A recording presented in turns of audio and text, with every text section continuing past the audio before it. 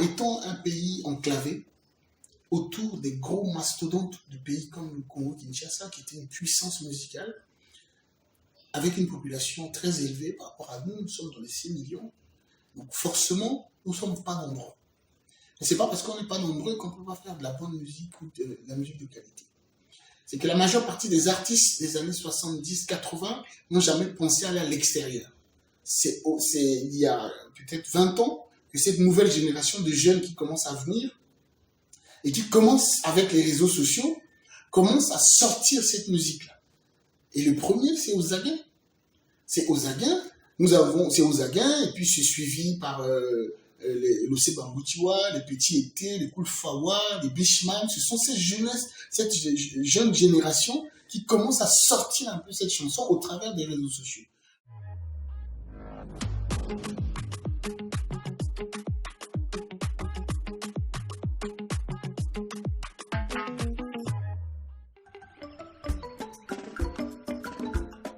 Je m'appelle Mbaye, de mon nom à l'état civil, Patrick André. Mbaye Patrick André.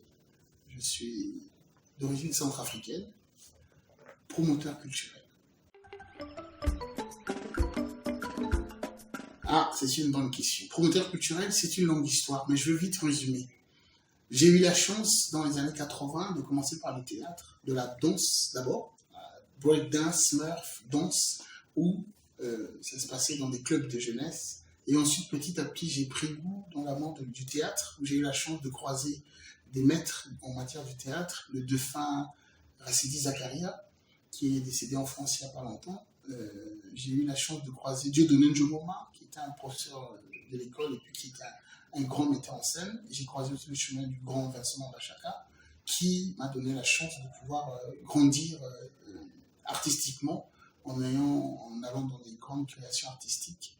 Et puis, progressivement, je me suis retrouvé en Côte d'Ivoire, où j'ai été à l'INSAC, l'Institut national supérieur des arts et de la culture, où j'ai pu apprendre les bases et les techniques. Ensuite, en France, j'ai pu exercer en tant qu'animateur, technicien en art et directeur de centre de loisirs. Ensuite, en 2004, j'ai eu la chance de créer ma société, qui est une société d'animation culturelle, qui s'appelle Singhi la Pro d'événementiel, que beaucoup connaissent déjà. Et Singhi la Pro d'événementiel m'a permis d'avoir une expertise en matière d'organisation, d'activités culturelles, d'activités de tout genre, un peu partout. J'ai eu la chance de le faire un peu dans les quelques 3-4 continents. Et puis, aujourd'hui, je suis à Bangui, et puis cette expertise-là continue dans le domaine de l'organisation des grands événements. Voilà, et d'une manière globale. Et dans ce parcours-là, en France surtout, sachant que j'ai fait une fusion entre une organisation globale nécessite tout ce qui est service d'accueil, sécurité, sûreté, organisation, pratique. Donc j'ai pu apprendre tout le métier et dans ce parcours-là, j'ai pu croiser des grands artistes de renom avec lesquels j'ai travaillé et puis j'ai vraiment étoffé cette base de compétences et de connaissances en matière d'organisation globale.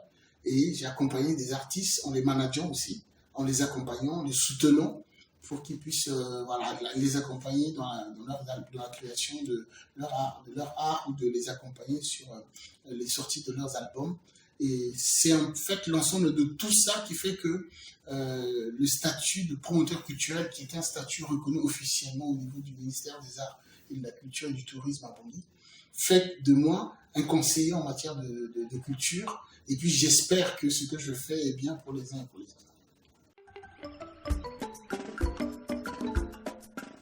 Qu'est-ce qui me motive dans ce métier? Comment je vais dire ça? La motivation première, d'abord, c'est l'amour de l'art. C'est l'amour de l'art. L'art n'est pas fait par des invisibles, l'art est fait par des humains. Et donc c'est l'amour des humains aussi. Il y a une dimension divine dans l'art, parce que l'artiste est un créateur. Vous voyez, Dieu étant un créateur, il y a une dimension de création que les artistes ont, qui fait que lorsque on manage ou on accompagne un artiste, on accompagne son œuvre, on accompagne l'œuvre de Dieu. C'est ma définition à moi. Et donc c'est ça qui me motive. C'est pour ça que quand vous voyez, je fais un mariage, il y a une dimension spirituelle là-dedans. Donc il y a, il y a de la spiritualité dans l'art et qui m'intéresse et c'est ça qui me motive. Même si des fois les hommes peuvent paraître méchants, mesquins, mais ça n'abîme pas ma volonté, mon amour de parler de l'art, d'accompagner et puis de créer parce que ce qui est le plus important pour nous, c'est de conserver notre tradition au travers de l'art. Et aujourd'hui, c'est comme presque une mission de se dire toute ma vie je n'ai fait que ça et je continue de le faire.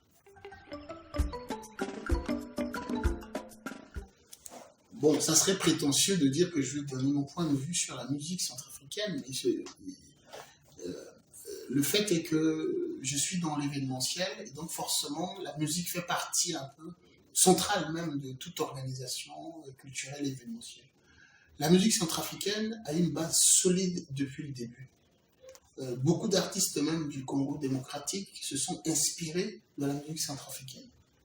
Mais la transmission de ces connaissances anciennes, les jeunes de maintenant ne font pas ces recherches. J'ai mon grand frère qui est aux États-Unis, que j'apprécie beaucoup, le grand Yepassi Zembro, qui a une connaissance solide sur les anciens artistes qui ont été à la base de la musique centrafricaine et qui ont fait le succès de la musique centrafricaine. Bangui s'appelait Bangui la coquette, mais ça s'appelait aussi Bangui la musique, parce que toute la musique venait un peu de là. Nous avons un socle solide de musique, nous avons une force musicale indéniable qui fait que cette diversité de notre culture fait que la musique a une puissance. Et cette musique-là, j'ai un regard positif là-dessus parce que je suis persuadé que même malgré la nouvelle technologie, l'avancement des nouvelles technologies, et que la musique s'adapte à une forme d'évolution, mais notre musique reste encore solide. Et que ces nouvelles générations de jeunes qui arrivent maintenant, qui font de la musique, ils savent qu'ils prennent appui sur ce qui a été déjà créé, les différents rythmes qui ont existé. Après, nous sommes un peu au milieu des grandes puissances musicales en Afrique centrale qui font que c'est notre particularité dans un style bien donné qui va faire que nous allons nous différencier des autres. Mais c'est un regard positif parce que ça fait partie de la tradition. C'est une des disciplines de l'art, d'une manière globale. Hein, vous avez la musique, vous avez la danse, vous avez le théâtre, vous avez le cinéma, vous avez tous ces arts-là, toutes ces disciplines-là sont ce qui font l'art d'une manière de la globalité, la culture en général. Nous nous reconnaissons au travers de ça. Vous voyez, si quelqu'un, même si vous quittez, si vous allez dans un pays étranger et que vous écoutez Badouma, vous allez être content parce que vous savez que c'est ce qui a bercé votre enfance, c'est ce qui a fait de vous ce que vous êtes. Et donc la musique, c'est ce qui nous accompagne. Hein, et ce qui fait de nous différents des autres, c'est aussi la musique. Et puis ça adoucit les mœurs. Non, il n'y a pas de critère en tant que tel, mais je pense qu'un artiste centrafricain qui fait de la musique, il faut les encourager. Il faut l'encourager, il faut encourager tous les artistes centrafricains qui font de la musique. Parce que c'est déjà un don. Un don, c'est ce qui est donné et qui veulent donner aux autres, au travers de leur art, au travers de la musique. Donc il n'y a pas de critères, mais il y a des éléments de base qu'il faut respecter. Un artiste qui a une bonne qualité artistique et qui n'a pas le savoir-vivre, c'est difficile. Il peut être meilleur dans son domaine, mais il se trouve que sur le terrain, il a un comportement qui fait que ça ne s'adapte pas et c'est difficile de pouvoir travailler avec lui, le produire, l'emmener sur des festivals pour le faire connaître à l'international. Le tout, c'est d'aimer sa musique, de le faire par passion derrière. S'il y a la passion, il y a une continuité. Il y a des gens qui commencent à faire la musique, au bout d'un moment, ils abandonnent. Il y a des gens, quand ils sont dedans, tu sens que c'est leur métier, c'est leur vie. Donc, je n'ai pas de critères. Si l'artiste qui vient vers moi et dit, voilà, j'ai des morceaux préparés déjà, je veux sortir un album, comment m'aider?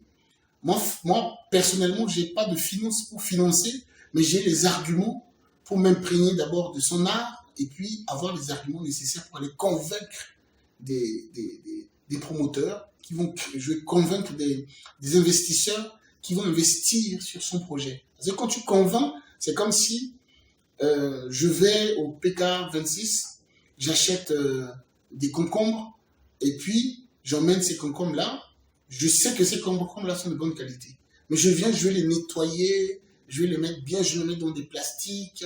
je vais arranger bien, je vais mettre dans des paniers, et puis je vais trouver quelqu'un, et je vais lui dire, voici, le concombre, c'est un cucurbitacé qui donne la santé, qui est rempli d'eau. Donc quand on ne boit pas beaucoup et qu'on mange, on a aussi de l'eau en soi, mais on améliore sa santé.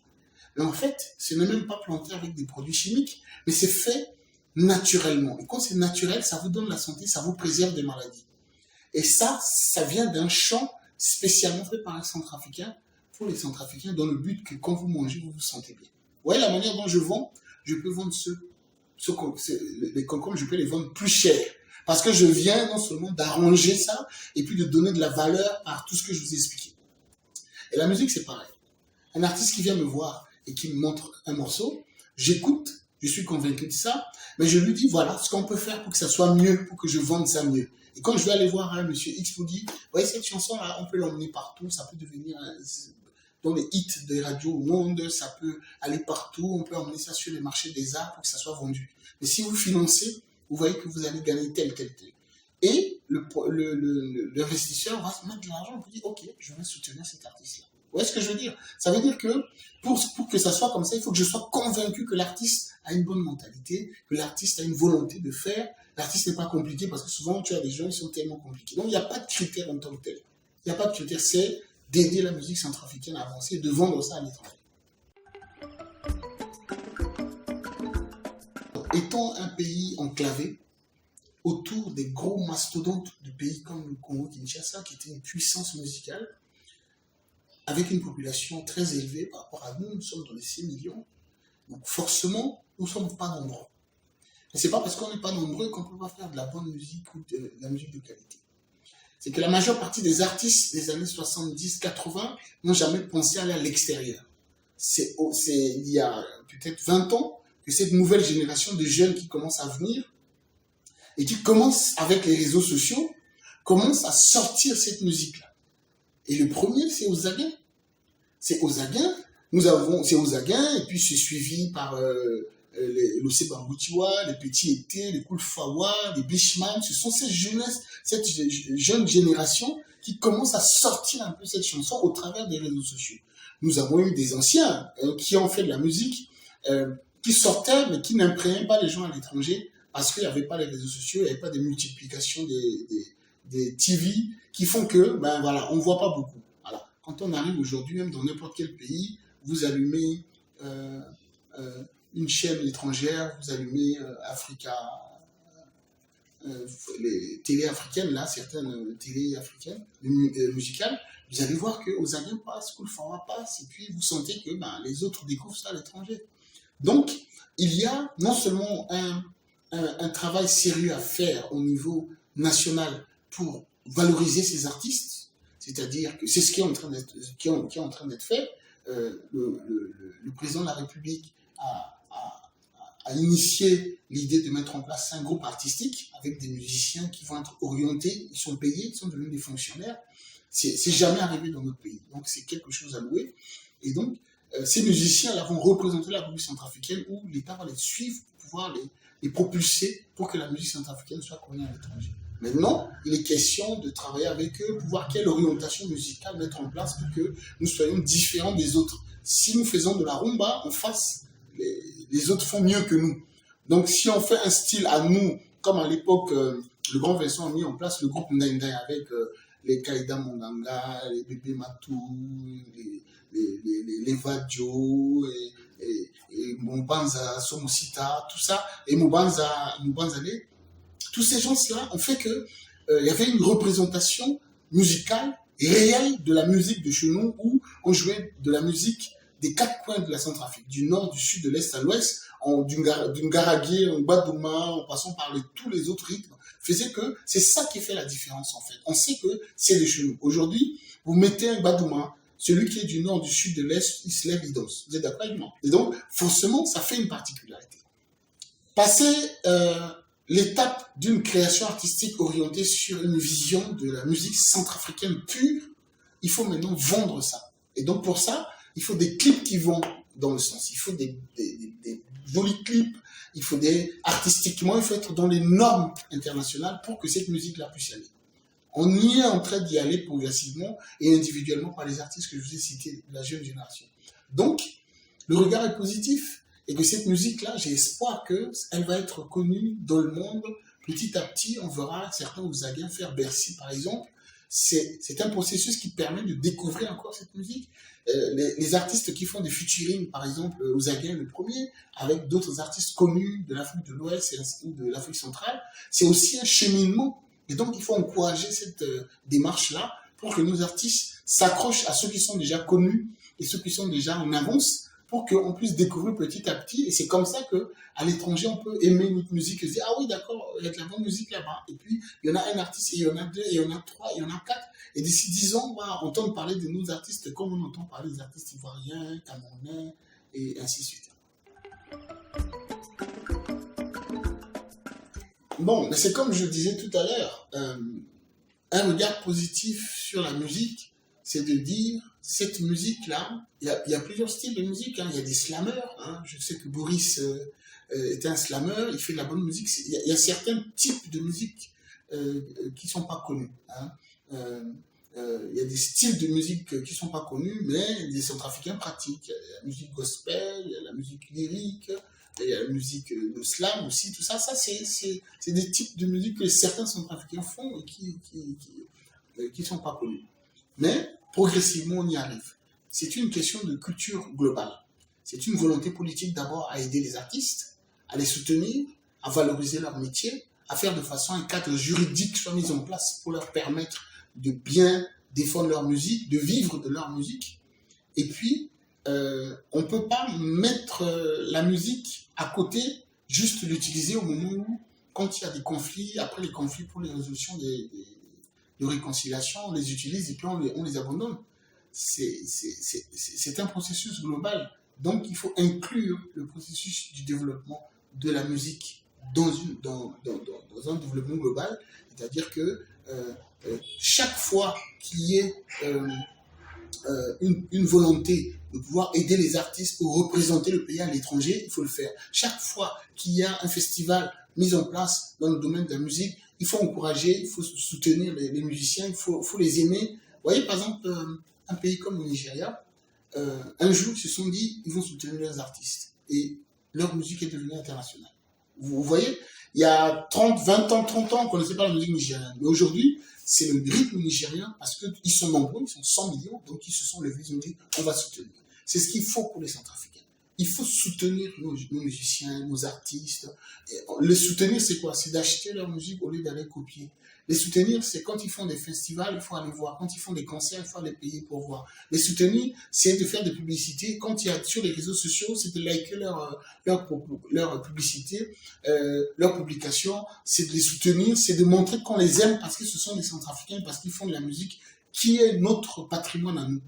Hein? C'est le patrimoine immatériel que nous avons, c'est ça. C'est-à-dire que nos enfants aujourd'hui écoutent la musique, mais si on ne leur laisse pas une base, et ben d'ici 40, 50 ans, il n'y aura plus rien. Vous voyez? Et donc, je crois que cette musique, qui est un élément dans la culture d'une manière générale, doit être prise au sérieux, non seulement d'abord par les artistes, mais aussi par les promoteurs culturels, aussi par les décideurs, des entrepreneurs, et puis par des hommes politiques, pour que, dans la globalité, nos artistes puissent aller de l'avant, pour que notre musique puisse aller de l'avant, pour que notre tradition puisse être conservée, et pour que la pérennité et puis la transmission de nos compétences, de nos connaissances matérielles et immatérielles puisse être continue pour les générations futures.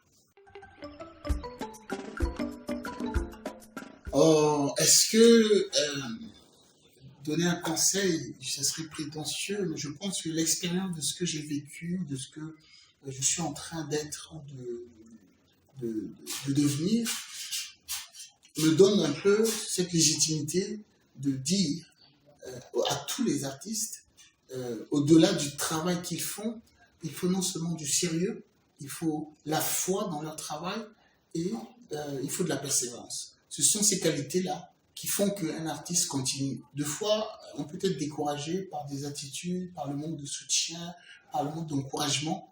Mais quand on aime, parce que derrière il y a une passion, on va aller vers son art.